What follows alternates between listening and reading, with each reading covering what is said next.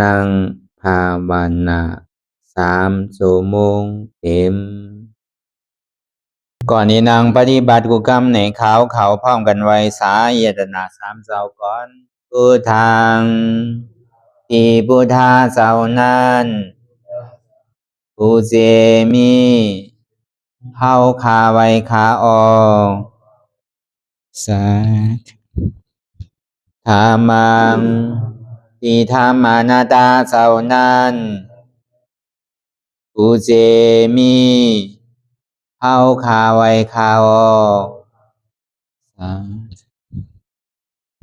สังฆัง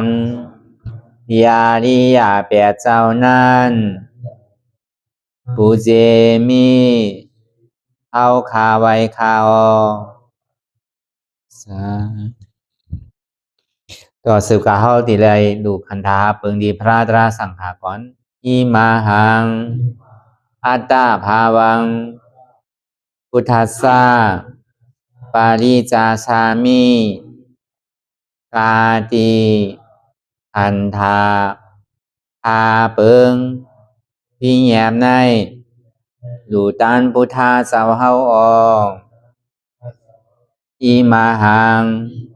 อัตตาภาวังธรรมัสสะปาริจาชามิกาติอันธาพาเปิงพี่แยมในดูตันธรรมะเจ้าเฮาออกอิมาหังอัตตาภาวังสังคัสสะปาริจาชามิกาติอันธาพาเปิงพี่แยมในดูตันอาริยสังขารเจ้าเฮาออกต่อสิกว่าเฮาก็อ่อนกันเนาะผู้หลวงที่ปุญญาก็ปันโตอริยเจ้ากุเจ้าก่อนอริยเจ้ากุเจ้าค่ะในยามเมื่อไหร่ก็ดีอันข้าวอ่ำหูเสเลตั้งกามลงสามเปิงไหลวนพิษไหลลาพิษไหลเหตุพิษมาเจอนานแค้นดอปดไหววางความบันขาวเขาอย่าให้เป็นอันตรายลงอันเหตุตามาโผนิปานันสกันติคโน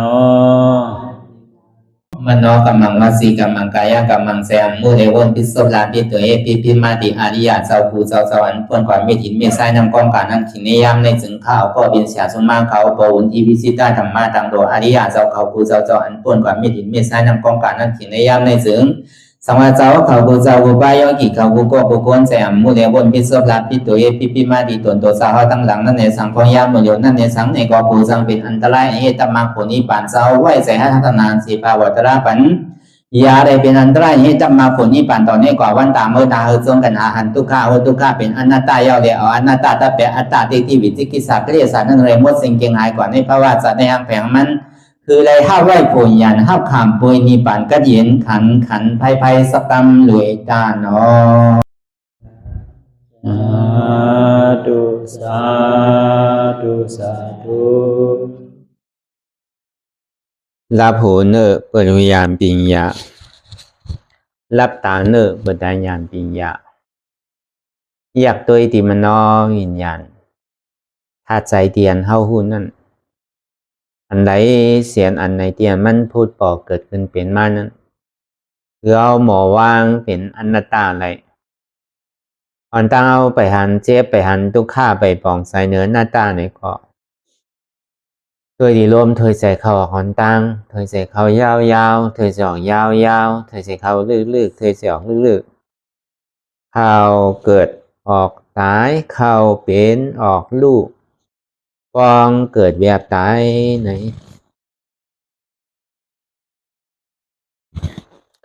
ใจว่าเขาตัวหลอกลายๆไงที่เขามีหยานตั้งหันสื่อใจหยานตั้งวนสื่อใจ หันเฉพาะที่มันนำอู้เปิงไรเนี่ยเอาตั้งแต่ที่โอต่อไปที่นั่นมีอะไรฟองหลานในที่ว่าเป็นเฮามีเฮาเตียนเฮาอู้เปิงพ่องำจี้สั่งไรเนี่ยเขาเย่าอย่าไปออกในกล่อมว่าไรออกเย่าอย่าไปเข้าในกล่อมว่าไรป้องเย่าอย่าไปเวียบขึ้นเลยในกล่อมว่าไรเวียบเย่าอย่าไปป้องขึ้นเลยในกล่อมว่าไรอันนี้มันบอกในรองตั้งดีว่าถึงว่าเขาปลามันกว่ากูตีกูตั้งมือหนังเป็นของเขาไว้หลูๆนะดีแต่พอเขาวนตัวลึกๆเรียนจาตัวดีๆวนตัวเจียงๆนะดีแต่ได้มันใจของเขาเจอลองถึงว่ามันกว่าเจ้ามากูผายกูป้ายอยู่เซต้าเนี่ยก็พอดีเอาลึกๆมันว่าเนี่ยมันใจของเขานั่นพอมันเป็นของเขาเต้เนี่ยก็เขาโหลดจี้สั่งมันได้กูเจอกูลองกูเปิงมันเป็นเตียนเขาเปิงอินโซแก็บโซข้าวเว้ยกับพวกเขาอ่อนเฮ็ดมันอ่อนมันเฮ็ดลองตั้งหลีเนี่ยก็มันดีกว่านั่นน่ะอ่อนมันเฮ็ดลองตั้งให้ก็ไม่ได้ให้กว่านั่นน่ะเหมือนเขาไหลอล่างไว้ดีเอานี่แหละหนังเฮาติซุ่มหนังเฮาติไหลตื้นคือเนี่ยในซ้ำติไหลน้ำแม่นน่ะในของเขาป่องเสียงแรงใจที่ไหนก็การมีโอกาสเตียนเฮาเฮ็ดการตรานั่นเนี่ยเฮาอย่าไปฮักโตโกตายเฮาจุ้นมดเสียงไหลตั้งนอกก็คือจุ้นไหลตั้งในก็คือจุ้นไหลนั่นน่ะตั้งนอกได้เป็นอัตตานอกพออัตตานอกมันมาติดจับกับเราเนี่ยเฮาหลวฮัดจุ้นอัตตาในเหมือนเฮามาจ้างดื้อกรรมกันตรากันอยู่ในก็ที่ได้ว่าเป็นก้อกัดแขนกูก้อได้ว่าเป็นอาชานี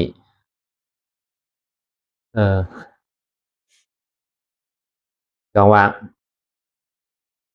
มันปาในปัญจตุรพานังเก่าตาเท่าที่ได้ขึ้นมาเกิดเป็นก้นพอพุทธาพระราเป็นชาววันเนี่ยตาที่ขึ้นเกิดมาเป็นก้นเนี่ยหยาบว่ะเป็นก้นเนี่ยสำดีเลยมาจ้างตื้อกรรมตลาเป็นพระเป็นเจ้านั่นก็เลยว่าหยาบว่ะสามมาในตาที่เลยเข้ามาในศาสนาพุทธาบุญคำพระราเป็นเจ้าเนี่ยก็เป็นอันหยาบเข้ามาในศาสนาเย้าในตาที่อันมีใจหยุ่มย้ำศรัทธา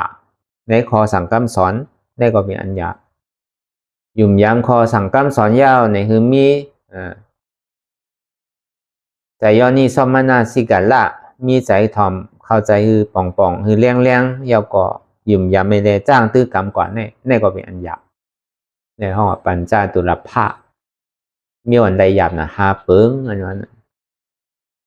นี้พอเอาเนี่ยนี่พระเป็นเจ้าว่ะพอเอาอันนี้อัฏฐกถาวาเนี่ยมันจะมี2เปิงพอในอัฏฐกถาวาได้ก็ตาดีเป็นผู้ท่าเนี่ยหยาบนะ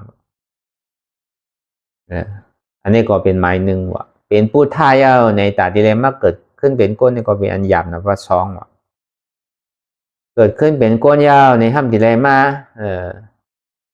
เขามาทำในการศาสนาพุทธะบุญคำพระราเป็นเจ้าเนี่ยก็เป็นอันหยาบนะว่ะเหมือนเท่าไรมาบทเป็นเจ้าสังเจ้าจ้างสังบทเป็นเมฆาวสังมาเอาศีลเอาธรรมเนี่ยก็ได้ว่ามันเข้าในอันนี้ที่เป็นอันมีอันละหยาบนังเก่ากำในสีมาเนี่ยตาเฮาที่มีย่อนี่ซ่อมมนาสิการละมีใจศรัทธายุ่มย้ำในคอสั่งคำสอนเนี่ยก็เป็นอันหยาบหามาในหยุ่มย้ำคำสอนเย้าในก็ซ้ำดีได้จ้างตื้อกรรมอันที่คอสั่งคำสอนของบุญคำพระเป็นเจ้าเนี่ยก็เป็นอันหยาบอันนี้มันต่อง่ายๆนังเขาอ่ะมันเป็นมีอันหยาบวายหยาบมันอ่ะมีตีแตงมันเอาอ่ะพอเดี๋ยวเปิงแตงมันว่าในแต่ก็เหมือนหนังเต่าตาบอดว่ะเต่าตาบอดอยู่ในน้ำปังลายว่ะซ้ำแต่นี้มีแอ่งโวอันเป็นวงโวนั่นที่อันเป็นหูมันนั่น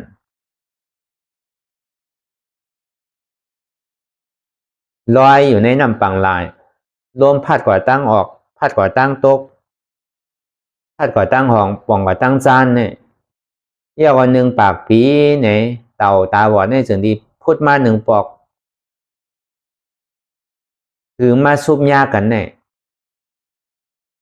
พอดีเตียกตัวยังวางง่ายกว่านั้นสร้างถูกเนี่ยก็มันยังจังบ่ซุบยากกันอยู่ว่ะก็กมันถึงเป็นไรนั่นนะบ่ดีว่าเตะจังว่าอันตาดีได้มาเกิดเป็นก้นในหยาบหรือในเสียนปุ่นล้านปุ่นมันง่ายๆนึงก็ที่อย่างในบุญข้ามพระราเป็นเสาวะเกิดเป็นข้อดีหนึ่งนั่นอันตาที่ขึ้นเกิดมาเป็นก้นในเป็นอันหยาบแล้วก็เบอร์บุญข้ามพระราเป็นเสาเนี่ยมันเจ้าเนี่ยเกิดเป็นก้นอ่อนตั้งเนาะมันจะว่าเป็นผีเนี่ยมาเป็นพระรามันใจด้วยเนี่ยที่ว่าเป็นช้างเนี่ยมาเป็นพระราก็มันใจทีไรมาขึ้นเกิดเป็นก้นอ่ะถึงที่เป็นพระราอะไรนั่นน่ะอยู่หลายพระเป็นเจ้ายกยองว่าอันตาที่ขึ้นเกิดเป็นก้นในเป็นอันหยาบไม้หนึ่งก็เบอร์บุญข้ามพระราเป็นเจ้ายังตึกเป็นโพธิสัตว์เป็นหนออารองอยู่นั่นความไตห้องว่าหนออารองความปลอกโค้งและความไทยห้องเป็นโพธิสัตว์หนึ่งเพราะที่สัตว์เนี่ยมันเป็นแก้มสัมมาสัมพุทธานั่นน่ะเพราะปรามีเตรียมโทนยาวเนี่ยก็เป็นพุทธาคำเดียวน่ะแต่ว่าพอดีสัตว์มันเป็นความปานลีป้อมขึ้นเกิดมาเป็นก้นก่อมอะไรเป็นพระราโลไปมีดีไรเดินน่ะทีอะไรเป็นพระราวะสร้างอะไรเป็นพระราวะวาโลเป็นก้นเนี่ยน่ะอันดีไรเป็นพระรานั่นอยู่ร้านเนี่ยพระเป็นเช้าในยกย่องว่าตาที่ขึ้นเกิดเป็นก้นเนี่ยเป็นอันหยาบไม้หนึ่งนั่นน่ะหยาบอันไม้สองเนี่ยตาเรียสร้างแถมบารมีมาในพระเป็นเจ้า30เนี่ยปีญาธิกาพระเป็นเจ้าสดาธิกาพระเป็นเจ้าวิริยาธิกาพระเป็นเจ้าเนี่ยได้ก็เป็นอันหยาบเต้ๆเมื่อหนังพระเป็นเจ้าก็จะมาเอาเนี่ยเสียสังไคใบเชนกัมพาเนี่ยเรื่องดีเต็มเอาเนี่ยจึงได้ขึ้นมาเป็นพุทธาในก่อมง่ายๆนั่นน่ะเป็นอันหยาบว่าหยาบนั่นน่ะตาดีแถมสร้างประดามีอยู่ลาเดพระเป็นเจ้าเนี่ยเม็ดหลอนต้อนเกหรือเปิดใน3ชีวิตคงเนี่ยเป็นจิกเป็นซ้อมมีอันแตกอ่ะมีหนึ่งเป็นห้องว่า1มี2นั่นน่ะเป็นพระเป็นเจ้าเนี่ยมี1ก็มี2อันสูงสุดในสัจจวราตั้งหมดตั้งสิ่งใน3ชีวิตคงเนี่ยพระเป็นเจ้าในเม็ดหรือเปิดมีไผเม็ดเป็นคู่มีฉาชุมา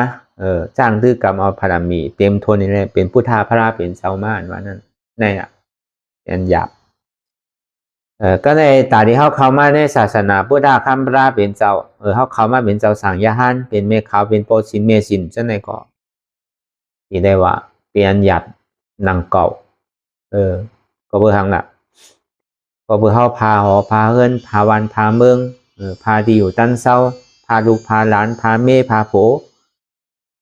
พาลองตั้งเฮ็ดตั้งหาพาลองตั้งกาตั้งขายพาลองโอกจากโคของเยดนะอันนี้มืดเกยไอ้กินสื่ออะไรกินใครนอนสื่ออะไรนอนใครกวาดสื่ออะไรกวาดเนี่ยซ้ำเดเลยพาแบบมั่วๆเสียงๆเนี่ยเข้ามาอยู่ในปักเปิงวุนคำพระเป็นเจ้าเนี่ยที่ได้ว่ามันเป็นอันหยาบเต้ๆนังเก่า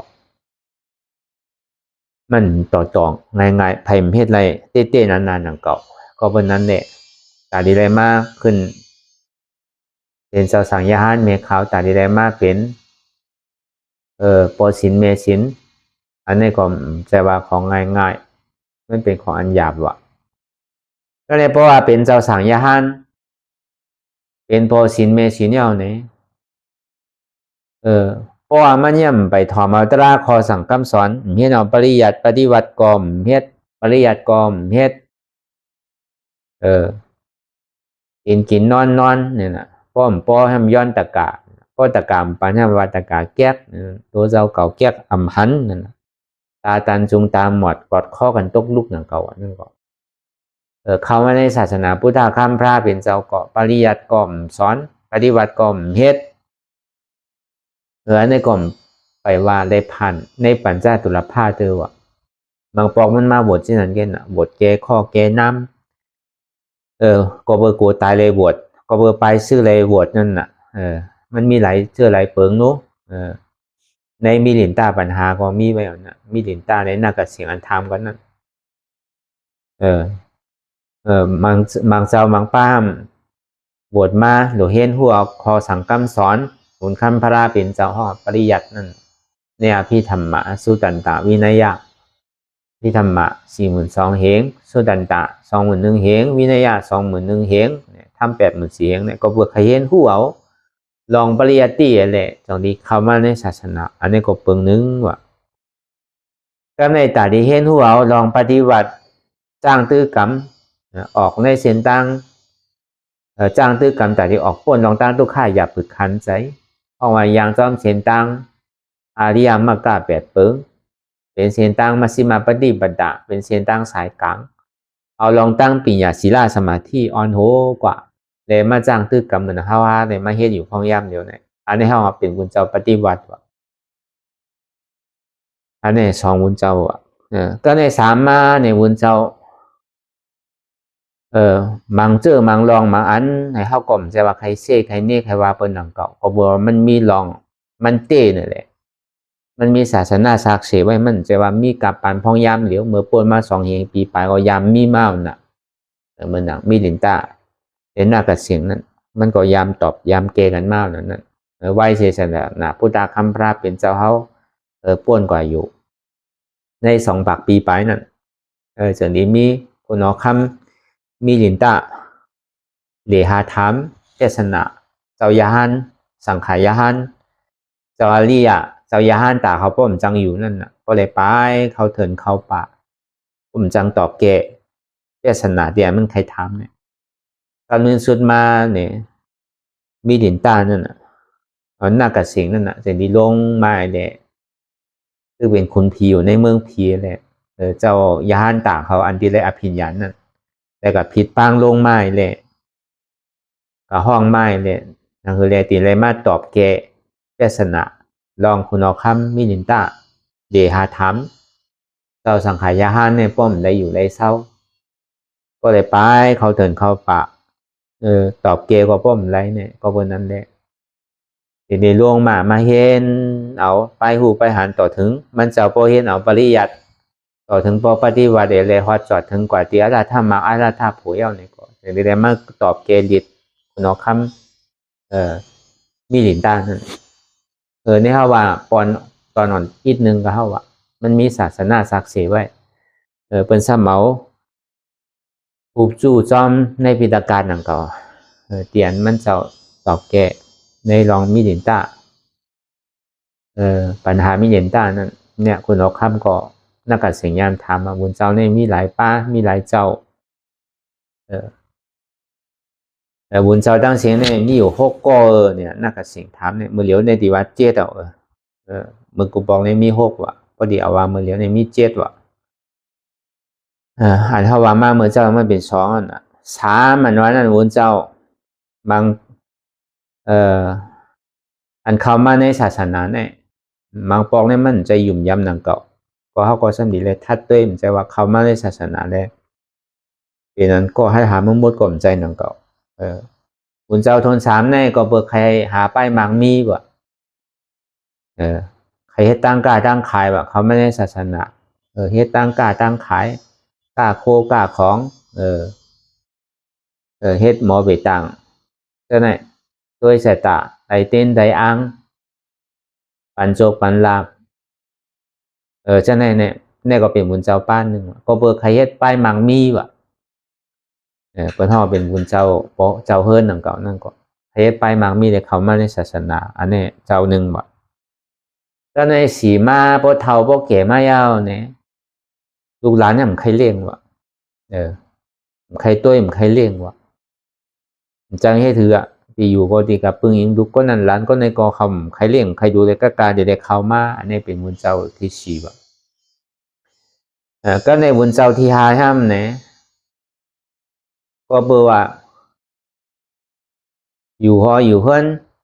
ตึกหนุ่มมันเฮาว่ะอยู่หออยู่เฮือนเหตุการณ์เหตุงานได้กินดีได้อยู่ดีได้เศร้าดีพอดีเหตุการณ์นักแรมข้านเนี่ยใช่ไหมเหตุวันไหลกลุ่มมันนั่นก็เบอร์ขี้ข้านเหตุการณ์เนี่ยเข้ามาในศาสนาเนี่ยก็มีว่ะเนี่ยบุญเจ้าที่5ว่ะเนี่ยก็ ก็ในวุนเจ้าที่6 3เบียงน่ะผิดอุบัติกฎหมายบ้านเมืองว่ะผิดอุบัติกฎหมายบ้านเมืองเมื่อกาปานพ้องย้ำนั้นน่ะสังว่าก็เลยผิดอุบัติกฎหมายบ้านเมืองเนี่ยพวกเขามาในศาสนาก็ซ้ำจังเอาอาเปียดนำเก่าอ่ะเมื่อกูป้องนี่นะอันนี้มีอยู่6เจ้าอ่ะก็การมือเหลียวว่ามันทำปวนมาหลายเจ้าเป็น7 เจ้าปลายซึกนั่นน่ะมือเหลียวพวกก็ทน7ปลายซึกปลายเสือกูมันเก็บซึกเก็บเสือเลยเข้ามาในศาสนาในก็มีต้องกำนำเป็นที่กัดการเลยมันเก็บซึกอ่ะผมใจสังขารยาหันในดีจีบบนมีหนังเก่าเนี่ยเพื่อการปันพ่องย่ำเหลียวก่อมได้หนังเก่าเนี่ยเพราะตึกหนุ่มตึกพ่องหนูเฮ็ดซึกเฮ็ดเสือเลยเพราะเอาว่าเพราะ3 บาทป้นก่อนได้มันเปียงว่ะเข้ามือซึกก่อนเนี่ยเลยก็ยินมาตั้งปอจานเนี่ยแต่พอแจกตัวเนี่ยเพราะว่าเปลี่ยนเอา3 บาทไปเนี่ยแต่ก่อนไปทางว่าพอยอม3 บาทเนี่ยมันเลยว่าได้ทักว่าได้เฮ็ดซึกว่าก็หาได้ยินมากเลยหนังก็เมื่อเดี๋ยวในไปซื้อเลยก็เป็นกรมสั่งทุนหนังก็พอญาถามใดเนี่ยก็บ่ทำดียับทักหนังก็ว่าอุปเดคุณนั้นว่าเนี่ยพิษอุปเดวันเมืองเนี่ยก็ไล่หนังเก่าเมื่อแล้วพวกกับพิษอุปเดพวกบนมาหันเนี่ยก็บ่ทำไม่ยับทักหนังเก่าเมื่อเดี๋ยวแต่ก็ทางหลักก็บ่มันเป็นดิโมคราซีนั่นน่ะบ่ถ้าเป็นประชาธิปไตยนั่นน่ะเอาก้นส่วนน้ำวานั่นน่ะเอาอุปเดกฎหมายก้นส่วนน้ำวานั่นน่ะเป็นมูลเจ้าก็การได้ทักเมื่อเดี๋ยวเนี่ยพวกกับพิษอุปเดกฎหมายวันเมืองไปซึกไปเสือก็การได้ทักว่ามันย่ำไรก็ก็การต่างเสื้อต่างอันได้มันได้ทักหนังเก่าเดี๋ยวอันนี้เฮาว่ากับไก่ด้วยก็เบอร์มันจังให้ถือมันผ่านยากเลยก็การลาดขึ้นหนังเก่าใช่แค่ว่า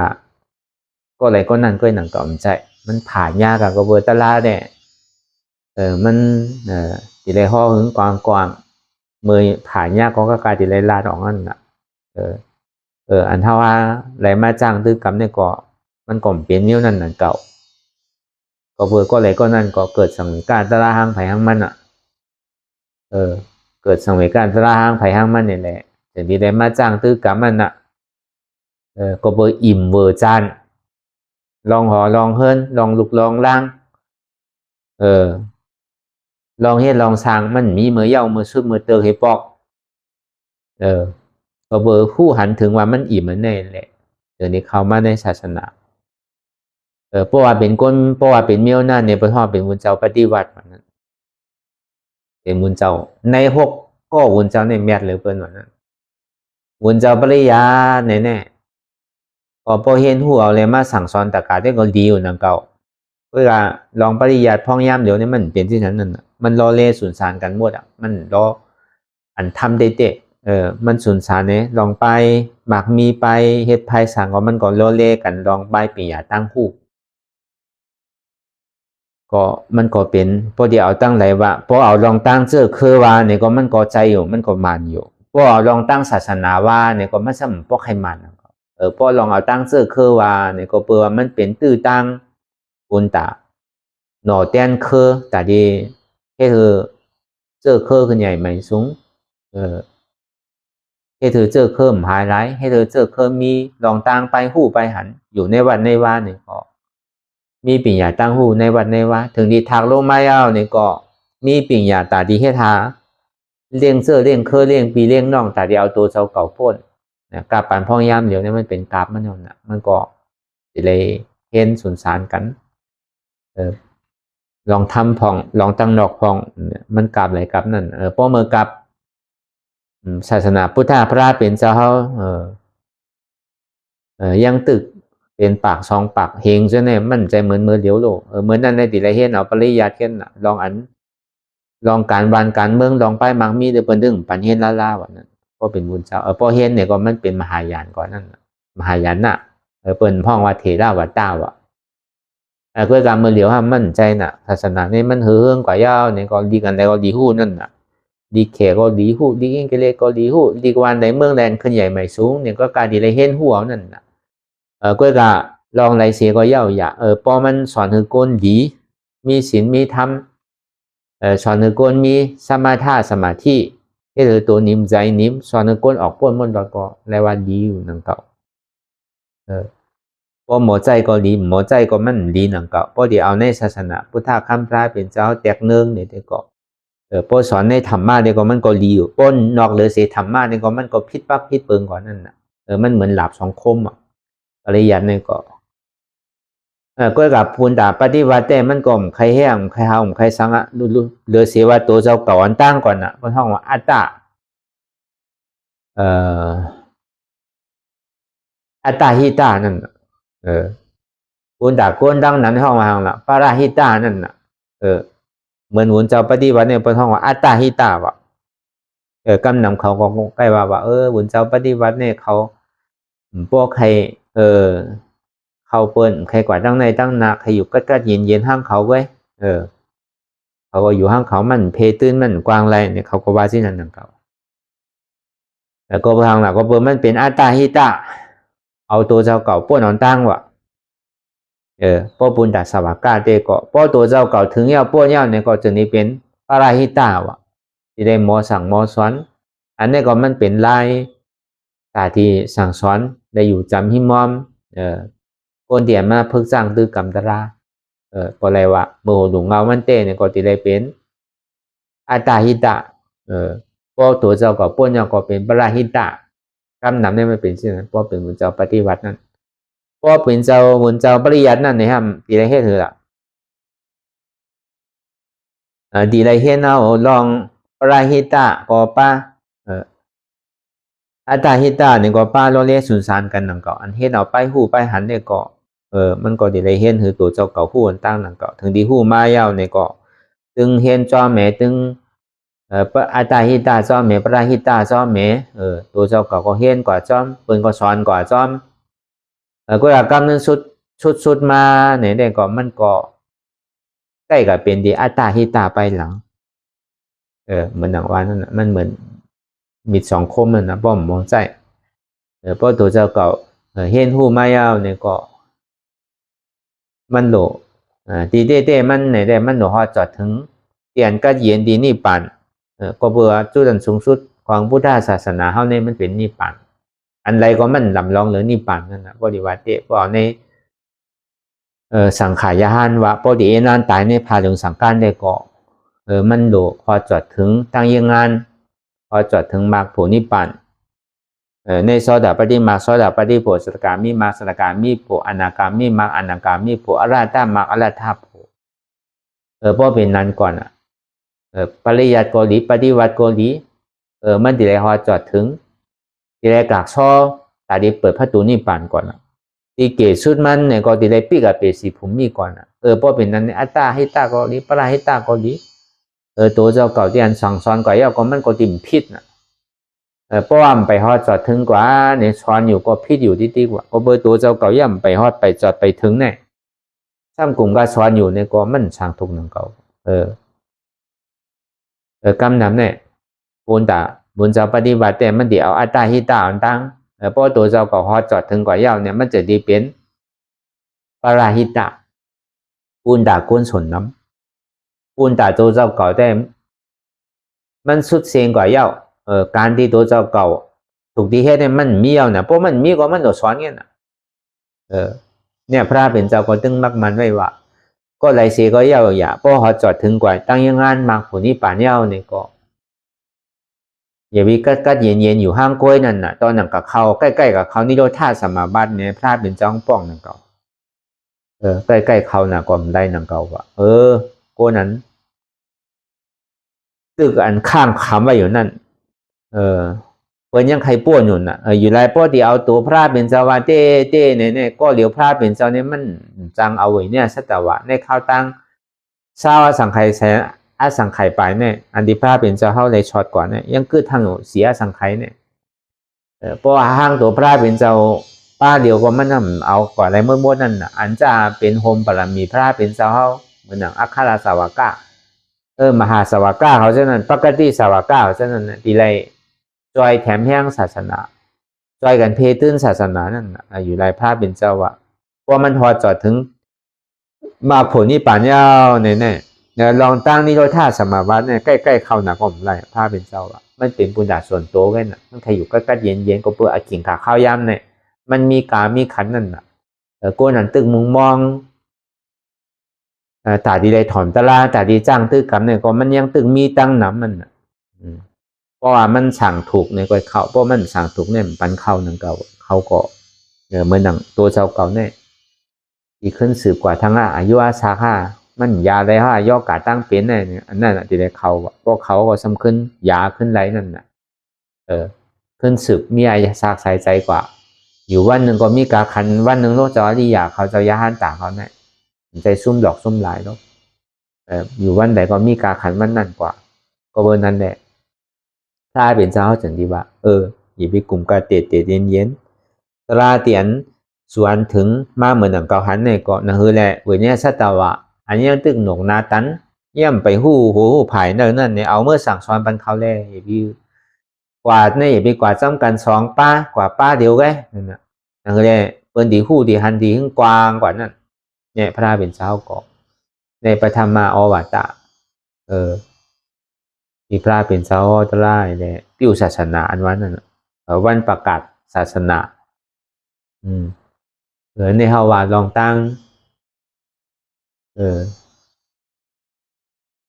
กับกายโดยลองอันเป็นหยาบนานั่นพอมันผ่านยากเหมือนเก่าเนี่ยก็ผ่านยากมากก็เป็นแรงดันเลยว่าอันนี้เฮาว่าแจงนึงนี้อาทิไรเข้ามาในศาสนาพุทธคำพระเป็นเจ้าเนี่ยมันเปลี่ยนหยาบไม้ชามก็ในพวกเขามาหลอกหลายๆทำเฮ็ดถ่อมสั่งสอนถ่อมนี้ดีเข้าใจปองแจงเลี้ยงใสมีลักมีปักมีเปิงมีตังยังงานมีเป้าหมายเนี่ยมันก็ใกล้มีโลกำหนำเนี่ยเขาก็เข้ามาสินั่นแก่น่ะใครอยู่จื้ออยู่ใครกินจื้อกินใครเหล่จื้อเหล่เนี่ยกำหนำเนี่ยมันเป็นสินั่นกะมันจะว่าเป็นเสียงๆหนังเก่าปริยัติกรมสอนปฏิบัติกรมเฮ็ดอันนี้พอเป็นสินั้นมาเนี่ยก็ได้ว่ามันเข้าไปในอันหยาบว่ะ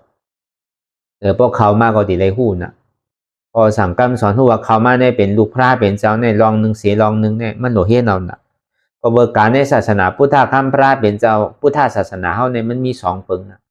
ขันธ์ท่าทุลาและวิปัสสนาทุลามี2ปึงเพราะอายุอาสาเฮาเกเอาเนี่ยก็เฮาโลจ้างตึกกรรมไปนำน่ะเพิ่นเฮาว่าวิปัสสนาทุลานั่นน่ะเพราะอาสาตึกเรียกตึกอ่อนอยู่เมื่อนั้นอายุ7 ขวบป่นมาต่อถึงอายุ24 25เนี่ยอันนั้นได้เห็นปริยัติก็ยังตึกตันอยู่สังว่ามใครเห็นเนี่ยก็เอาปฏิบัติกับเดี๋ยวก็แค่นดีนั่นป่วยกะอายุบ่คันนั้นได้มันยังตึงมีตื้อตังยังมีข่าวยามตาดีเพราะมันไหลถึง2 ปัก 2 ปึงเนี่ยก็หาดีว่ามันมีอันน่ะนะปริยัติก็เต็มทนปฏิบัติก็เต็มทนในธรรมปิฎก3 กองในไหลมุ่นหมดตัวเจ้าเก่าไหลอ่ำกาเนี่ยทำจ้างตื้อกรรมเพราะเขาจอดถึงตีตั้งยังงั้นเป้าหมายสูงสุดเพราะว่าอาราธาโผยาวเนี่ยได้ก็มันก็ยอดของยอดแล้วมันมีกาปานเมื่อเดียวแต่เห็นต่อถึงบ่ยาวต่อถึงและธรรมะคันธาโผได้บ่สุมี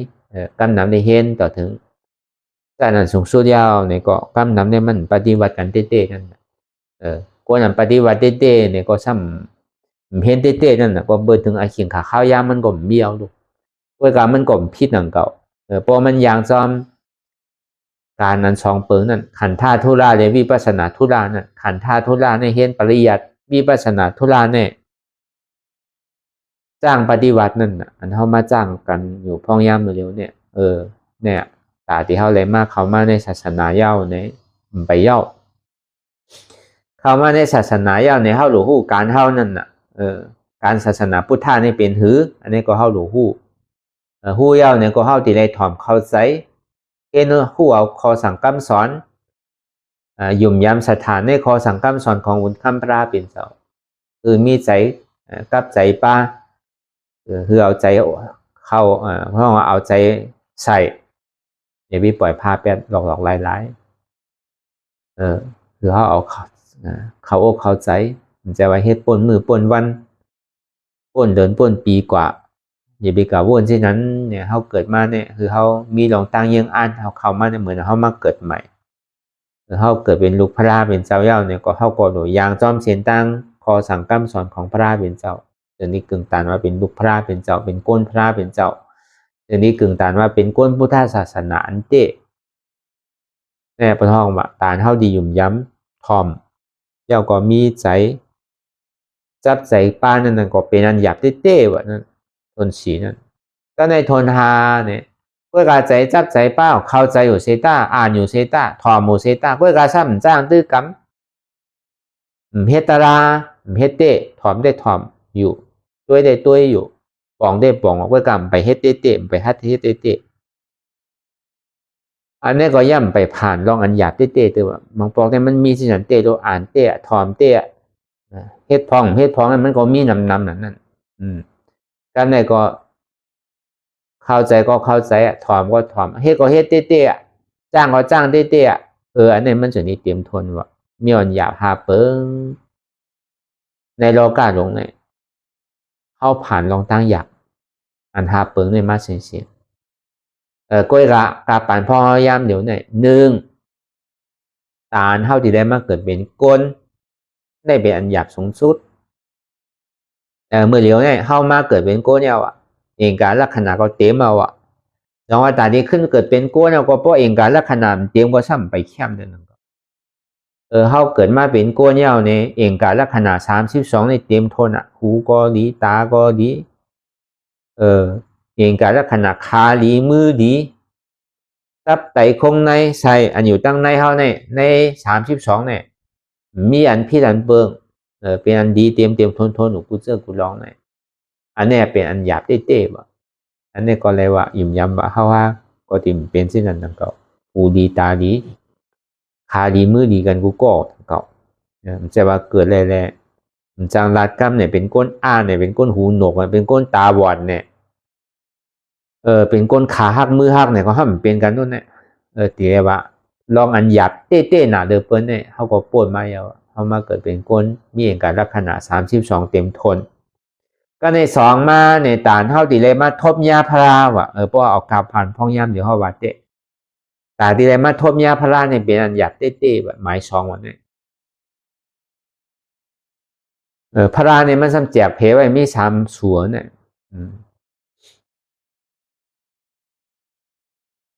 กิเลสานิโรธาสัมมาสัมพุทธะสูตรหนึ่งขันธานิโรธาสัมมาสัมพุทธะสูตรหนึ่งธรรมะธาตุสัมมาสัมพุทธะสูตรหนึ่งใน3สูตรเนี่ยเขาญาสูตรอะไรก็บอกว่าดีนะบ่เขาว่ากิเลสานิโรธาสัมมาสัมพุทธะได้เข้ามันยาวนะมันปวนมา2เอง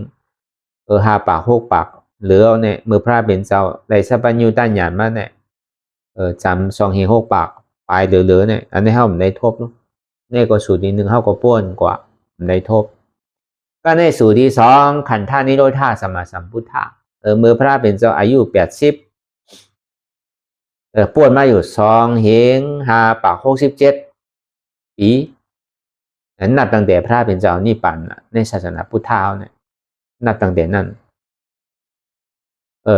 ถึงเมื่อป้วนมา2 เฮง5 ปาก67อันนี้เขาว่าขันธานิโรธาสัมมาสัมพุทธะ18 ขันธะเมียเพราะป่องความมันง่ายเอาตายเพราะเป็นความตาลาก็เอานี่ป่าเนี่ยหรือห้องว่าขันธานิโรธาสัมมาสัมพุทธะอันนั้นสูตรที่2เขาก็ไม่ได้ทบก็ในสูตรที่3เป็นธรรมะธาตุสัมมาสัมพุทธะเขาว่าธรรมะบอกว่าทำตั้งหมดตั้งสิ่งในห้องว่าธรรมะเป็นอนัตตาเขาตึกได้มาถอมมายินอนัตตาเนี่ยก้วยกาปมาก็เดี๋ยวปรามาเซงทำดิ่มป่องใจปิ้งหยับธรรมะมี2 เปิงธาตุมี2 เปิงสัมมาสัมพุทธะมี2 เปิงในธรรมะปริยัติเปิงหนึ่งในธรรมะปรมัตถ์เปิงหนึ่งในธาตุปิ้งหยับในเปิงหนึ่งในธาตุปรมัตถ์ในเปิงหนึ่งในสัมมาสัมพุทธะตั้งน้องในเปิงหนึ่งสัมมาสัมพุทธะในปรมัตถ์ตั้งในเปิงหนึ่งอันนี้เขามาทบยาพระเป็นเจ้าสูตรที่3ในพระเป็นเจ้าสูตรที่3เนี่ยธรรมะในห้องอภิธรรมกานั่นในปิฎกา3 กองนั่นอภิธรรมสุตตันตวินัยมีอยู่80,000 เสียงอันนี้ยอมก่อมยอมเหลือก่อมเหลือในห้องว่าทำยังตึงมีก้นทำก้นเห็นก้นสั่งก้นสอนเอาอยู่ห้องปริยัตินั่นอันนี้ห้องว่าธรรมะดังนอกว่า ธรรมะดังในอันเท่าไรมาถอมยินอนัตตาใจเก่าอนัตตาใจเก่าอันไหนเป็นธรรมะดังในวะห้องว่าเหรอสัพเพธรรมะอนัตตานั่นทำดังโมดังเสียงในแปดเหมือนเสียงในเป็นอนัตตานั่นอันในหูจูมันโมเสียงก็เนี่ยอันเท่าไรมาถอมมายินอนัตตานี่มันหูจูโหทำดังโมดังเสียงจะหลกเห็นเป็นตัวหนึ่งตัวสองตัวสามนะพี่ธรรมะ84,000เห็นเป็นอะไรก้อยสู้ตันตา21,000เห็นเป็นอะไรก้อยในวินัย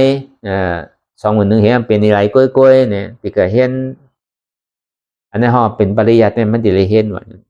เวลาพอเป็นปฏิวัติเนี่ยหูสู้โมเสียงทำดังโมดังเสียงเนี่ยเป็นอนัตตาอันนี้ปองว่าในเปิงหนึ่งว่าธาตุถ้าต่อพระเป็นเจ้าเป็นเศรษฐีก้องมูเป็นดุกเนี่ยเป็นนางเนี่ยเป็นเลือดเนี่ยอันออกเป็นธาตุต่อโต้หมดฉะนั้นอันนี้มันเป็นธาตุต่อตั้งนอกเป็นเฮ็ดเศรษฐีก้องมูไว้มันเป็นในศาสนาศักดิ์สิทธิ์ไว้ถ้าต่อพระเป็นเจ้าเฮาอันเกี่ยวอันที่อยู่ในเมืองสีหัวอยู่ในเมืองเขฉะนั้นอันอยู่เมืองนากาอันอยู่เมืองผีกาว่าติงสานั่นอันนี้เฮาเป็นธาตุต่ออันนี้เป็นธาตุต่อทางนอกว่ะทางต่อมันหนีนำหนีตัวว่ะนั่นก็การธาตุต่อทางในเนี่ยมันหนีนำหนีตัวก็การมันเป็นธาตุปรมัตถ์ธาตุต่อทางนอกเนี่ยบางปอกก็ตายหลอกตายอะไรเฮาพยายามหานี่ปอกเฮาเลยยามยินจือยินเสียงกันน่ะกวนในเจเหงลานไปในลุกลงกับผ้าในลุมผ้านี่อันดีกว่าหันในติมีมอกก็คือตามนั้นในพุทธศาสนาเฮามีอยู่หลายปากล้านหลายเหงล้านกันนั้นก็เหงล้านไปก็การอันไก่ยากกับหันเนี่ยจ่องมันเป็นทัดเต้มันก็หูนั่นน่ะนะนั่นเฮาว่าทัดนั้นก็การทัดตั้งในเจ็ดเหงล้านไปในสังว่าศาสนาอันใดเสียก็เย่าหยาสังว่าพอหันในหันเสียงว่านั่นในเจ็ดเหงล้านไปนั่นถ้าตั้งในอันเป็นอย่างละอันเจ็บแก้นต้งตอดเนตรซานสันไว้โค้มไตในเป็นทัดล่มว่ะเป็นใบยอดทัดว่ะนะอันไม่กระดุนหนาวเนี่ยเป็นเตโชทัดไฟว่ะอันนักว่าอ่อนแข็งเนี่ยเป็นปฐวีทัดดินว่ะอันจับยายจึงหยอดเป็นรูเนี่ยเป็นป้อทัดน้ำป้อหันที่ไหนเขาพูดลองตั้งเจ็บแก้นต้งตอดเนตรซานเนี่ยเป็นทัดล่มนู้อันไม่กัดเป็นทัดไฟนักว่าแข็งเนี่ยเป็นทัดดินอันจู้ตุ่มจับยายเนี่ยเป็นทัดน้ำอันนี้ก้นเมียวหือก็หู้ก้นเรียกก็หู้เนี่ยพอสอนก้นนางกว่าเขาถึงหันแล้วดูอันเจี๊ยบนั่นอันเจี๊ยบเนี่ยมันเป็นทัดล่มน่ะเพราะเขาสอนที่ไหนก็เขาก็หู้เนี่ยเป็นทัดล่มอันนี้หันกำเดียวทัดอันว่านั่นอันว่าก้นยิงก้นใจมาก้นปีก้นยอมว่าศาสนาอันไหลมันสอนง่ายน่ะมันถึงหันกำเร็วทัดมันนั้นในเขาติได้เสียงเงินเสียงต้อนในกว่าหากันนู้อันนี้ได้มันดูเสียงยังเขามันนั่งในตัวในใจเขามันนึงเกิดขึ้นกูก็รู้ในห้องว่าหาตู้วะนั่นหาต่อเตียมันมีในตัวใจไผมันกูก็เนี่ยมันบากวนพุทธาเขาเลยในเจ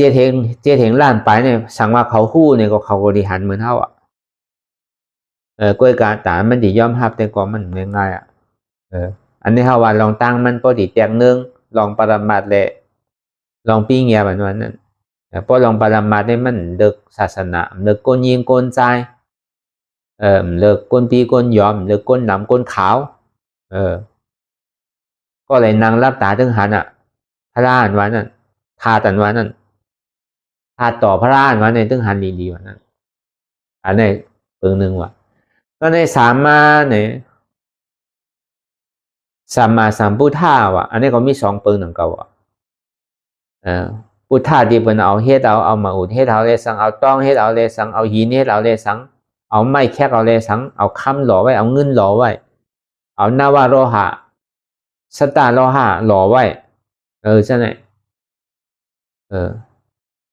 ก้นเมียวหือก้นศาสนามหายานะเทราวาตะในลุมผ้าโลกอันหยุ่มย้ำศาสนาพุทธะพระเป็นเจ้าอันนี้ก็หลายวันหลายเมืองหลายก็เป็นเขาเฮ็ดพระราทั้งแผงมันเมืองแขเมืองเวียดนามเมืองหนีปอจะไหนเมืองทิเบตจะไหน เมืองภูฐานใช่ไหมเมืองญี่ปุ่นเมืองเขเมืองเวียดนามเมืองลาวเมืองกัมพูชาเมืองไทยเมืองหมานเมืองไต้เตียนหยุ่มย้ำเกอหลีเตียนหยุ่มวัดเจ้าเขานี่เป็นเจ้าพุทธศาสนาวันนั้นก็หลายเมืองหลายวันเลยก็เป็นก็เฮ็ดหางยุคทู่หางแผงมันวันกูเมืองอันนั้นมันเปี้ยเนี่ยลองหางว่าพระเป็นเจ้าเนี่ยหางพังเนี่ยเหมือนในเนี่ยอันนี้เขาเป็นรูปธรรมว่ะมันตัวไรว่ะเพื่อการนามธรรมเนี่ยมันตัวไรว่ะในนามธรรมนั้นมันเป็นปรมาตถ์ว่ะในมันนามธรรมในสมาสัมพุทธะเป็นอย่างไรสมาธิที่สมาสังกัปปะว่ะสมาธิที่หันทุกข้าว่ะสมาสังกัปปะวนมาทุกข้าเป็นอนัตตาว่ะทำมีหันทำใจหู้อันเท่าสอนกันกูวันนั้นทำมีหันทุกข้าทำใจหู้ทุกข้าเป็นอนัตตาทำมีหันเจ็บทำใจหู้เจ็บเป็นอนัตตาทำมีหันเจ็บแก้นต้องตอนนี้สานสันไว้คมแต่ไม่กระด่อนแข็งสู้ตุ้มจับยาจิ้มอย่าเป็นลู่ทำใจหู้อันเจ็บแก้นต้องตอนนี้สานสันไว้คมแต่ไม่กระด่อนเป็นอนัตตาทำมีหันว่าใจโหก็ใจขาก็ใจมือก็ใจตัวก็ใจก็ใจเจ็บก็ทำใจหู้อ่ะมันเป็นอนัตตาอันนี้เขาเลยถอมเลยยินเขาเลยตั้งเลยตื้อดีเลยกำซื้อเนี่ยก็ในปองเขาทบยาพราวเนี่ยอันนี้ก็เหมือนกันนั่งก็บางคนเด็กคนปีคนหย่อมบางคนวุ่นเจ้าบาเจ้าสามบาเมฆาวบาโบชินเมชินบางคนเมียวหึมบางคนศาสนาอันใดก็เย่าสังว่าหันมามันเป็นทุกข้าเนี่ยอู้เปิ่งพ่องามันไรรู้อนัตตาอันนี้ปองมาทบยาพราเป็นเจ้าเป็นวันนั้นอันนี้ตาดีได้มาทบยาพระเป็นเจ้าเนี่ยมันง่ายๆเนี่ยมันเป็นอันหยาบเต้ๆวันนี้ตาเนี่ยเขาจะได้มาหันทุกข้าคู่ว่าทุกข้าเนี่ยเป็นอนัตตาเนี่ยธรรมะทำดังเสียงเป็นอนัตตาถาตู้ธาตุดินน้ำลมไฟเดี๋ยวมันเกิดขึ้นในยุคธาตุน้ำธาตุนั้นนี่ก็เป็นตัวพุทธะสมาสัมพุทธะของสมาธิที่สมาสังกัปปะนั่นอันไหนวะตาดีเลยมาทบเนี่ยง่ายๆวะเนี่ยเขาก็อายุอาสาเขานำมาเกลือน่ะเขากามาทบกันรู้เนี่ยตาเขาดีเลยมาถอมมายินด้วยเนี่ยพอมาวนด้วยเนี่ยมันก็พอมาอะไรถึงปีรู้มันก็ทบมาอะไรหลายเดือนไงมันก็ทบมาหลายปีอยู่2-3 ปี4-5 ปีแล้วเนี่ยบอกว่าเขาทบเนี่ยพุทธะคำพระเป็นเจ้าเหมือนหนังก้นหอมันเนี่ยก็เหมือนนั้นเกิดขึ้นมาเนี่ยก็เป็นว่าเป็นก้นพุทธศาสนาพุทธศาสนาพุทธานว่าเป็นคือก็ไปหู้มันยังไปทบไปญาเตอนั่นตั้งแต่หู้ความมาต่อถึงว่าเป็นเจ้าช่างของสีตาก็พุทธะเป็นคือก็ไปหู้มาเป็นเจ้าจ้างผู้ท่าเป็นคือก็ไปหู้ทางมาเตะหน้าหอต่อเฮิรนผู้ท่าเป็นคือก็ไปหู้ถึงที่มาจ้างตื้อกำตราอนัตตายาวนี่ถึงที่หู้มาถึงที่หู้มาก็อายุพอ30ปีเนี่ยก็หาเป็นคนผู้ท่ามาหลาย10 ปีนี่กันนะก็หาทบยาพระเป็นเจ้ามา10 ปีปลายนี่กันนะ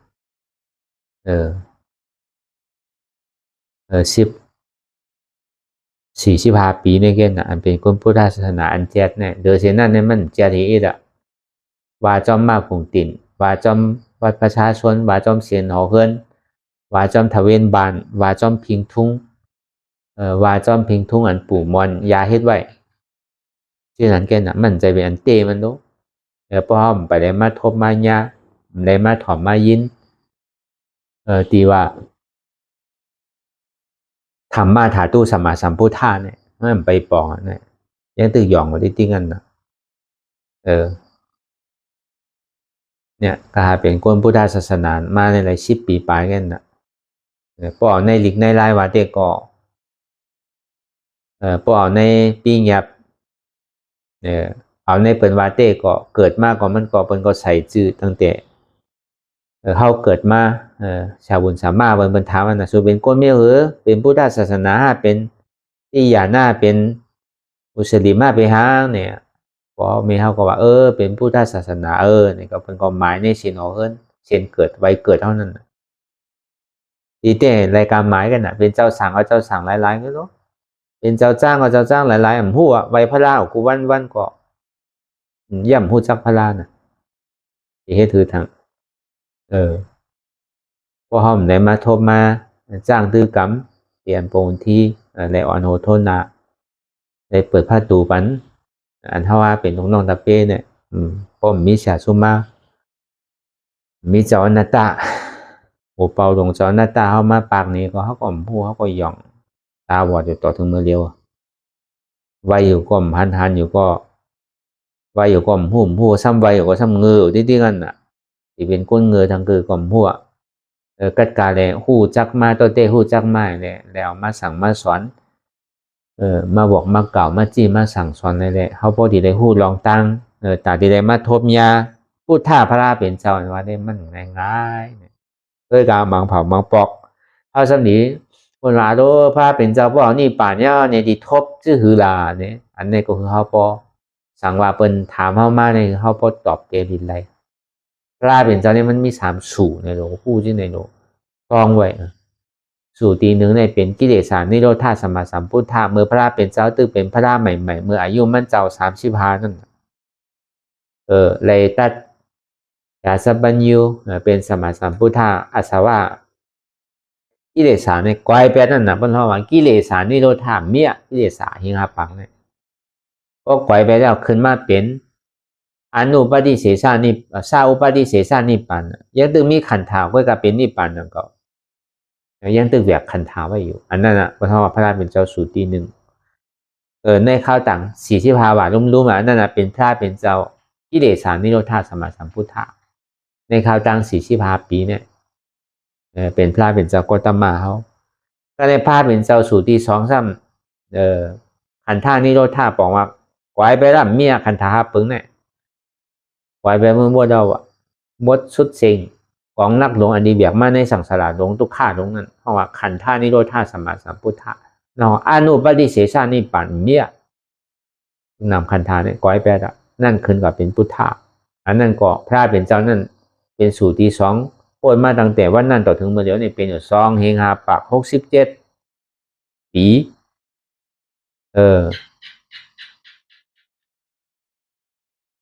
เพราะเขาว่าพระเป็นเจ้าสูตรทนนั่น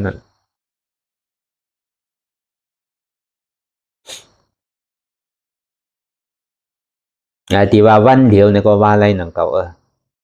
ชื่อละเอานี่ป่านก่อนเอาในข้าวตั้งเอานี่ป่านกับวันนั้นก็เป็นพระเป็นเจ้าเป็นมาหุบจู่หัวหมดเลยมาด้วยเสียงเอาเนาะเพราะที่สอนวันเดียวกับวันเดียวนั่นน่ะถ้าเป็นเจ้าขันธานิโรธาสัมมาสัมพุทธะนั่นเมื่ออายุมันเจ้า80ย่าเมื่อเรือน6มนนั่นพระเป็นเจ้าสูตรที่1เป็นไรวันเดียวก็ในพระเป็นเจ้าสูตรที่2นั่นนะพระเป็นเจ้าสูตรที่3เนี่ยเอาตั้งแต่นั่นมาต่อถึงมือเดียวเป็นธรรมะถาตู้สัมมาสัมพุทธะเนี่ยพูดมาอยู่2เฮงหาปาก67เนี่ยอันนี้พระเป็นเจ้าอาศักยาวที่สุดในพระเป็นเจ้าสูตรที่3เนี่ยยาวเลยสูตรที่1ยาวเลยสูตรที่2สูตรที่2ในวันเดียวกัน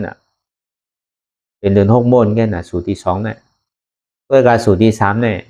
2เฮงหาปาก67ยังตึกเป็นธรรมะถาตู้สัมมาสัมพุทธะอยู่ตั้งนานในทางเขาว่าถ้ากถาเขาว่าได้5เฮงปีเนี่ยนะพระเป็นเจ้าสูตรที่3เนี่ยที่อยู่ถึง5เฮงปีน่ะ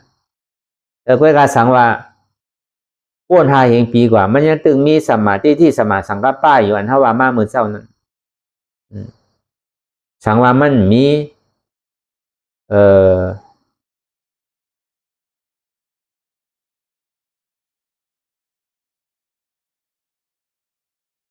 ตั้งนอกแล้วเนี่ยยังตึงมีตั้งในอยู่ในกระป๋องศาสนาเขาเนี่ยยังไปวัดตั้งนอกเนี่ยมันหมอวัดธรรมะตั้งนอกเนี่ย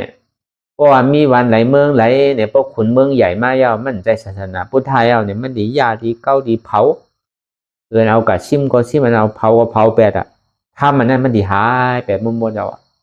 มันอยู่ในข้อมูลอะไรเนี่ยก็เบิ้นก็เผาเบิ้นก็จังหมอล่างแปดวันนั้นในข้อมูลนั้น ในธรรมน่ะ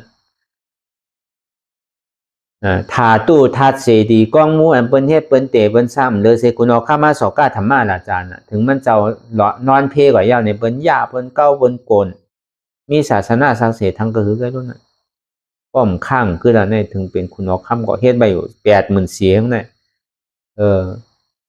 ปากนึงก็ย่ำไปหันชิปนึงคือมันพอเตรียมทวนเอาย่ำไปหันเอาอัน80,000ไปนั่นกวนดูปังก้อยแบบหมดเป็นอันยาอันปังก้อยอันนั้นมันหมอดูหมอก้อยในถาดอันที่มันเอาตาเนื้อตัวนั่นยังจังหมอหลักกันถาดมิ้วในตีในมีไว้ก็ยังจังกะหิมกะตึกกันนั่นถ้าพระเป็นเจ้าเนี่ยอันยาก็ยาอันทุบก็ทุบยังหมอหายได้กว่าถาดทั้งดอกนั้น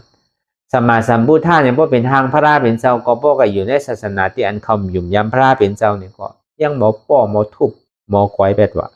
เพราะอำนาจขุนมันใหญ่เอาเนี่ยเพราะมันสั่งมาใหญ่บีมันมิวเนี่ยเดี๋ยวเขาว่าเมื่อกาปันหมอสีตุ้งนั่นเมืองเขนั่นเมื่อเขาดีโฮมแผ่นดินเป็นอันนึงนั่นย่าหมดน่ะจอมวัดจอมว่าอันไหนมีวัดมีว่ามันเป็น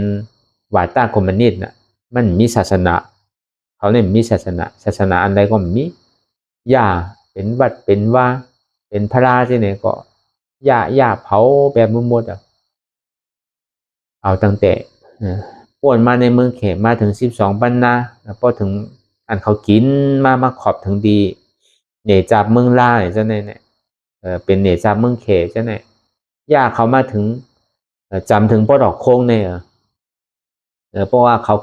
ขามาที่เขาดีย่าที่ในวัดตาคุมันนี่เนี่ยก็ยังจังย่าจังก่อยเป็นอะไรนะเป็นวัดเป็นว่าเป็นพระราชเนี่ยย่าก่อยทุบก่อย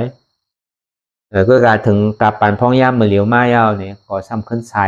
ขึ้นว่านั้นวัดว่าอะไรเทียนเขาเลยย่าไว้เนี่ยก็ทั้งอาจุยะตั้ง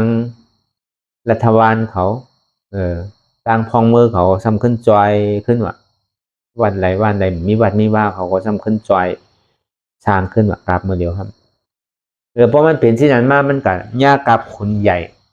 มันเหลือหนาอำนาจคุณไรโลกก็การอยู่ในย่าแบบหมดมีหายหมดพอตั้งดอกวานนั่นมันยังหมอดูหมอหายกว่าก็กับพอตั้งในวาเนี่ยมันหายง่ายทำมาบอกว่าอนัตตานั่นเพราะปองเสียงแรงใจว่าเป็นอนัตตานั่นถาตู้นังตัวเจ็บแกนต้องตรวจเนชันเดี๋ยวมันพูดบอกเกิดขึ้นมาในตัวในใจ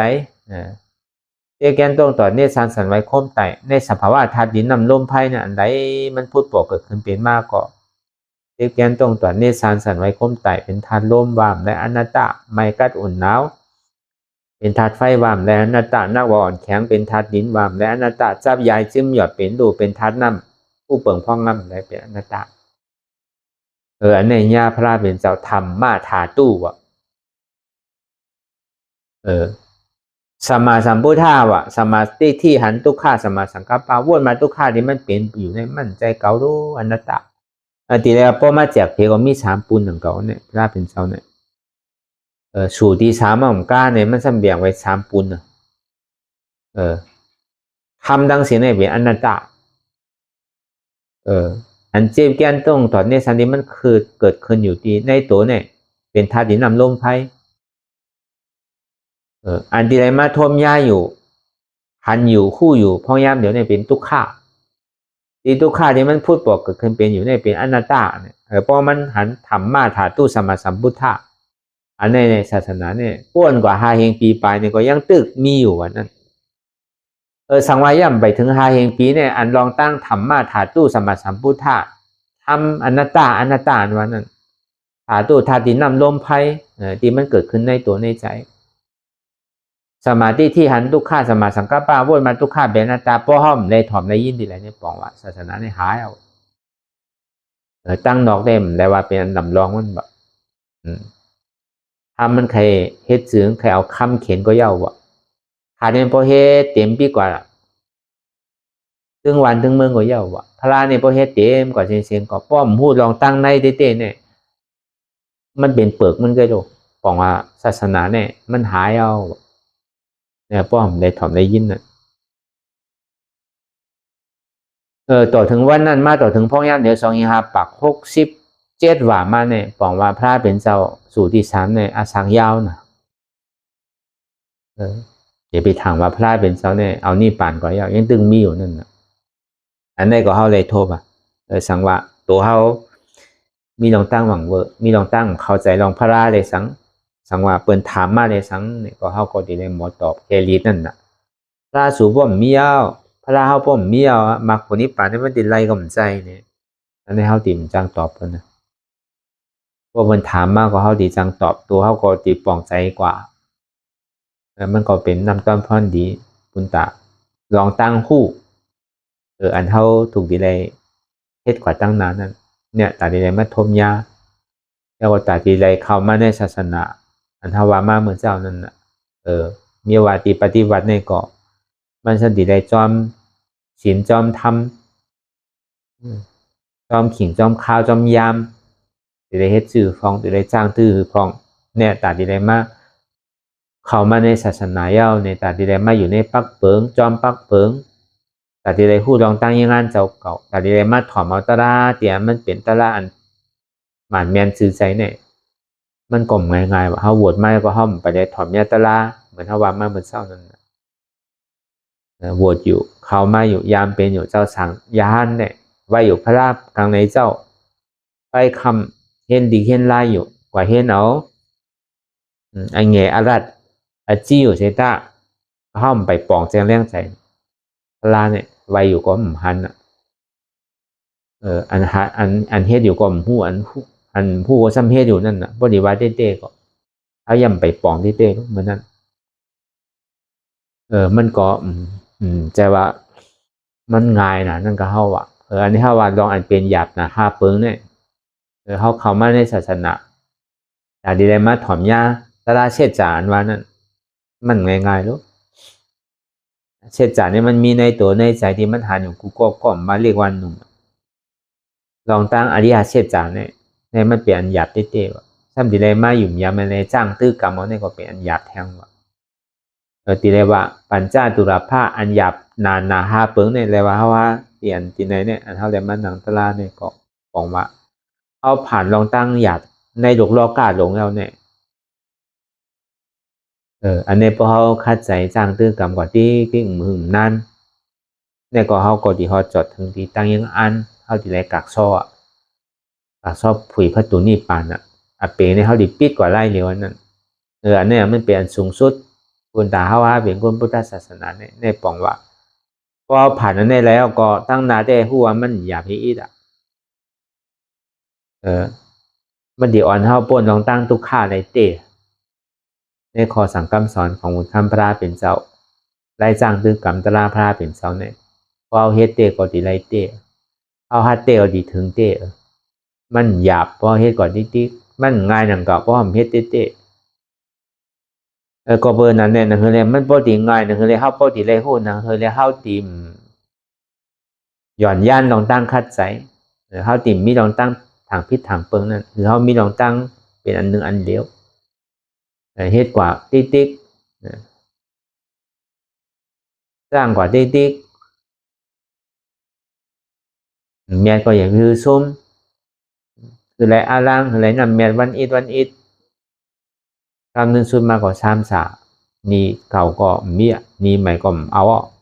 อาลังก็มีดีนะว่านำแม่ก็ไรกูวันเนี่ยก็มัน3-3พ่อนไม่เอาตุกค่าทั้งเอาจังว่าขิงขาข้าวยำอันเฮาเฮ็ดกว่ากูวันป่นมาเลยสังวงป่นมาเลยสังเดือนป่นมาปีป่นมาเลยสังมันมีขามีขันเตะตั้งนานนั่นคือเลยสันได้มีขามีขันปีเรียสอนต้อนเรือเซเก่าทั้งนั้นเนี่ยก็เฮาเห็นมีลองตั้งหย่อนย่านตั้งคัดใจนั่นน่ะพอเป็นที่ไหนเฮ็ดที่ไหนดีๆเนี่ยก็มีคุดอยู่ดีๆก็หากมันก็กะเลยขาดแค่มันติขำได้เมียวร้อนใครสูงคือสูงเฮาขึ้นดีๆก็ฮอดถึงปลายนั่นเก่าก็ลำหน้ามือถึงซ้ายว่ะนอนหงายหันต้องฟ้าว่ะเฮ็ดหยังก็เฮ็ดเต้อย่าเฮ็ดล้อเฮ็ดเล่ว่ะเย็นไรเป็นแตงค่ำเย็นไรเป็นลำไม้ว่ะ เอาในใส่อกใส่ใจก่อนเลยก็มันก็ดีแทงตัวแทงใจเฮาเนี่ยก็มึงนานมาเนี่ยก็เฮาดีได้ทบได้ยาลองตั้งนี่จ้าเตรียมมันเป็นนี่จ้าเนี่ยเฮาเฮ็ดก่อนที่เฮาดีทบยานี่จ้าลองตั้งนี่มันเป็นทุกข์ขันใจดงเนี่ยก็เฮ็ดจ้างตื้อกรรมเฮาเยินก่อนที่เนี่ยก็มันดีถึงที่สุขะลองตั้งที่มันเป็นอนัตตาอุปเปิงพองมันไหลเนี่ยก็พอเฮาเฮ็ดจ้างตื้อกรรมเอาอนัตตาในเหตุการณ์ก่อนที่มันดีฮอดจอดถึงก่อนที่เป็นอมตะพอหันอนัตตามันดีหันอมตะมันดีฮอดก่อนถึงที่อมตะไหลแต่ว่านี่จะสันติสุขะอมตะทัดเนี่ยเป้าหมายอันสูงสุดพอมีเกิดอันนำเกิดก็มีพอมีเท่าอันเท่าก็มีพอมีเปลี่ยนอันเปลี่ยนก็มีพอมีตายอันตายก็มีพอมีเกิดก็มีทุกขะพอมีเท่าก็มีทุกขะพอมีเปลี่ยนก็มีทุกขะพอมีตายก็มีทุกขะ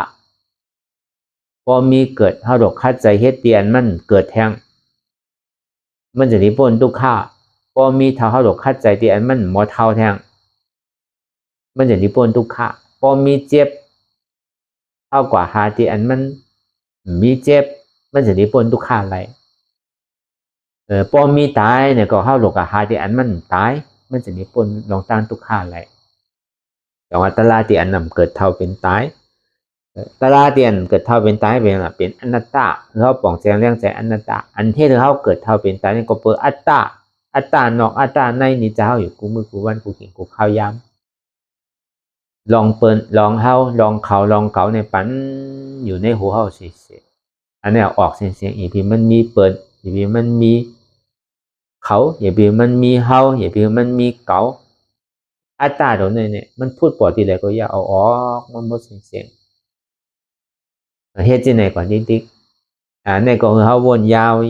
เข้ายามหึงอย่าไปว่าไพ่อย่าไปว่าเทิงอันหันในสังอันวนในสังหึงเพ่งเป้งกันวนต่อถึงเจ็บนั่นปอสุดวนต่อถึงทุกขาปอสุดตัดต่อถึงอัตตาปอตกพุทธขาดกว่าอันไรที่มันพูดปอเกิดขึ้นเป็นมานั่นคือเขาหมอวางเป็นอนัตตาสัพพอไหลไหน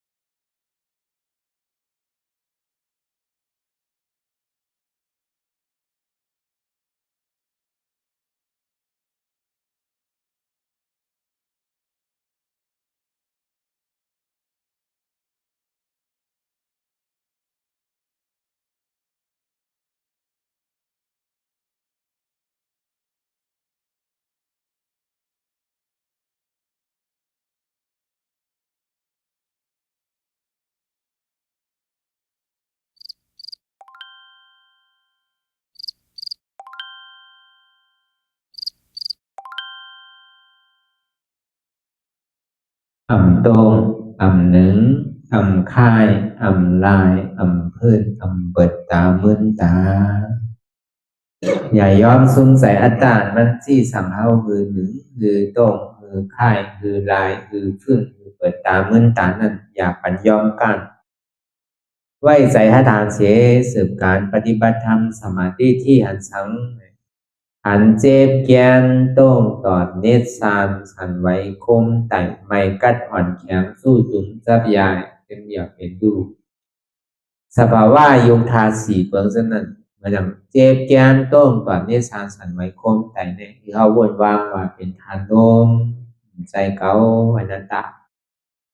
อันไม่อยู่กัดอยู่อุ่นอยู่หนาวนั่นคือเขาวนวางว่าเป็นธาตุไฟใจเก่าอนัตตา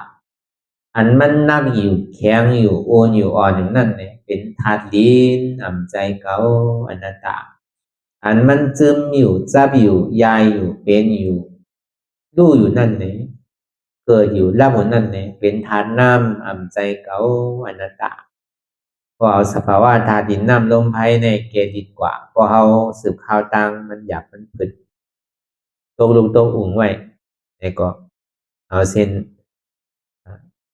ธาตุดินน้ำลมไพ่ในเกดีกว่าเพราะว่ามันกว่าไรลงง่ายๆเย้านี่ก็เขาก็สำคัญภาวะธาตุดินน้ำลมไพ่เนี่ยสืบวน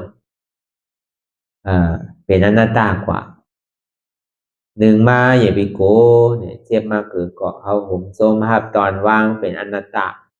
สองมาเนี่ยอย่าไปการเตอข้าวยำไปถึงเตออย่าไปการสามมาอย่าไปข้านวนปันทิกหันเยาวนเยาหันเยาวนเยาหันเจ็บวนเจ็บเป็นอนัตตาแต่ถ้าวนอนัตตาเนี่ยก็จะได้หันเจ็บหันทุกขะหันแล้วหันเจ็บหันทุกขะนั่นเนี่ยก็จะได้วนเป็นอนัตตาอันนี้ก็อย่าไปข้านวนอย่าไปลืมเนี่ยคือเขาตื่นตัวอยู่เสียผู้สังหลักอันนั้นอยู่เมื่อเดียวเนี่ยมันใจการไพ่เนี่ยมันเป็นการเฮาคือเขาตื่นอยู่กับปัจจุบันพองยามเดี๋ยวเนี่ยคือเขาตื่นหาปัจจุบันที่มันเป็นอยู่มีอยู่เมื่อเดียวเนี่ยอย่าไปกะวนตั้งหลังตั้งนาวติ๊กเนี่ยคืออยู่จอมปัจจุบันที่มันเป็นอยู่มีอยู่เนี่ยวนเป็นอนัตตาจริงๆเนี่ยก็คือเขาไว้ใจให้ทัศนานเสสืบข้าวตั้งกว่าตั้งนาแทงวนต่อถึงเจ็บปอสุดวนต่อถึงทุกขานั้นปอสุดอะไรที่มันพูดบอกเกิดขึ้นเป็นมานั่นเนี่ยก็คือเขาวนวางเป็นอนัตตาทำใจตัวเก่ามาดีตัวเป็นอนัตตามาดีใส่ในก็อ่ำใจเก่าอนัตตามาดีเจ็บในก็เจ็บในก็อ่ำใจเก่าอนัตตา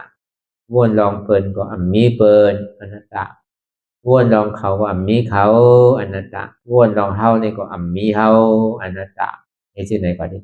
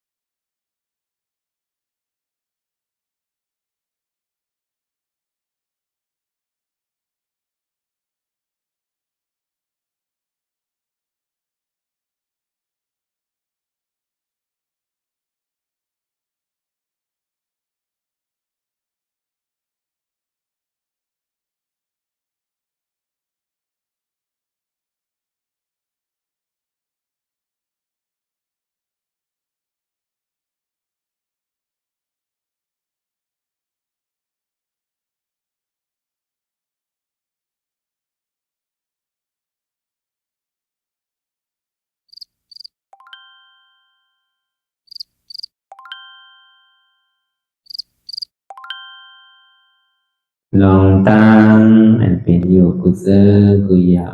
ย้ายข้องคำไว้ที่ใส่หูถอดถอนออกที่ใส่หูมันออกเสียงก่อน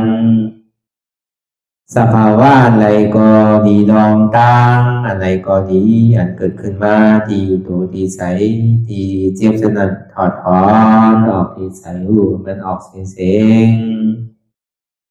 สภาวะอยู่ธาตุสี่เปิงสนั่นเจ็บเทียนโตกอดเนตรสั่นไหวโคมไต่ไม่กัดอ่อนยังสู้ตุนทรัพยายจึงหยดเปลี่ยนดูสภาวะอยู่ธาตุสี่เปิงสนั่นตีหนังธาตุกว่าผู้ทรัพย์ตีอัตตากว่ายึดว่ามีโตมีใส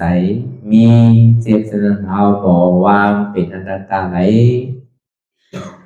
ลองแสนพ่องปิวอยู่อันเฮาว่นลึกว่นเลยอยู่เป็นเดิมเป็นลาวอยู่เส้นในสาวถอดถอนออกตีใส่รูมันออกเสียงก่อน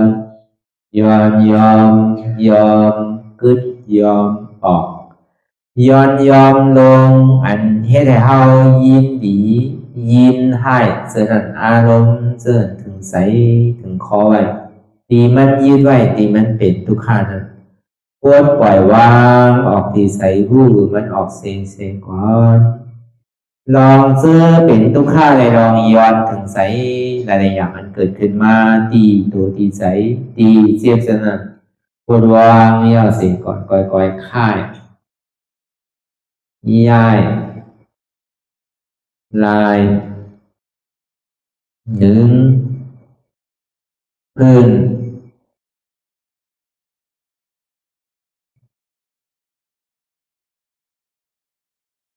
พอยาวๆไหน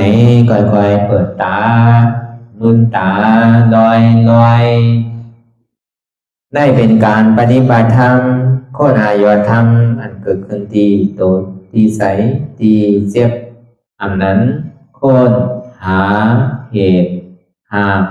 เงาพระจองทุกข้างนั้นต่อสืบการในเฮาที่ได้ส่งเมตตาถึงเวเนียสัตวะตั้งบนตั้งสิ่งก่อนอิดาเมบุญยังอาสวะคายังนิบานังวาหอตุมาปุญญาภากังสเปสัตตาสัมมาลาภันตุอิตังเมปุญญังอันเฮาคาไลมาตือกรรมปฏิบัติวิปัสสนาภาวนาหาอันยอดธรรมอนัตตาในอาสวะคายังเป็นอันถาสัพตัดแต่นาสวะสีเบิงเสียวแลนิพพานังตีนิพพานันขอดูให้ถึงเสกัมติคามาปุญญาภากังพรดีอันคามานางวิปัสสนาภาวนาทรงยืดปันสเปสตานังเทวปเมสลาญาติกาดึนเคเจอคือใดก็แลจากว่าสัตวาทั้งสิ่งต่างดวงนั้นสมาลาพันตุอะไรพรดีนำกันตั้งเฮาคา tăng sinh sa cam tỳ khà nó sa thu sa thu sa thu ต่อสิกว่าเฮาพระอ่อนกันเนาะพระหลวงที่ปุญญาก็ปันโตอริยเพศเจ้ากูเจ้าก่อนอริยเจ้ากูเจ้าค่ะในยามเมื่อไหร่ก็ดีอันข้าวอ่ำหูเสเลตั้งกามลงสามเปิง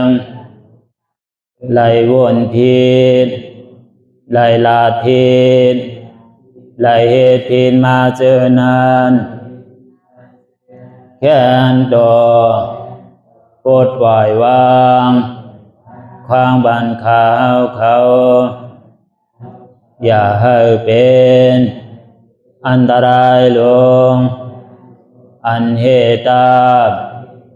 มาโผนิปานันสกันติคโนมโนกัมมังวสีกัมมังกายกัมมังแสงมูเอวนพิศพลาภิตัวเอปิพิมาติอาริยะเจ้าภูเจ้าสวรรค์พ้นก่อนเมถินเมษายนำกองการนั่งขินในยามในจึงข้าวก็บินเสียสมมาเขาปวุนทีวิสิตาธรรมะตังโดอาริยะเจ้าเขาภูเจ้าสวรรค์พ้นก่อนเมถินเมษายนำกองการนั่งขินในยามในจึงสังวาเจ้าเขาภูเจ้าภูปายกิเขาภูโกภูโกนแสงมูเอวนพิศพลาภิตัวเอปิพิมาติตนตัวสาวตั้งหลังนั่นในสังพยามโยนั่นในสังในกอภูสังเป็นอันตรายเหตุมรรคผลนิพพานเจ้าไหวใส่ให้ทัศนานสีภาวตระปันยาได้เป็นอันตรายให้จำมาผลนิพพานต่อเนื่องกว่าวันตามเมื่อตาเฮจงกันหาหันทุกข้าทุกข้าเป็นอนัตตาเยาเดียวอนัตตาตาเป็นอัตตาที่วิจิกิจสักเรียสันนั่นเลยมดสิ่งเก่งหายกว่าในภาวะสัตว์ในอังแผงมันคือไรห้าไหวผลยันห้าขามปุยนิพพานก็เย็นขันภัยสกรรมรวยตาเนาะสาธุ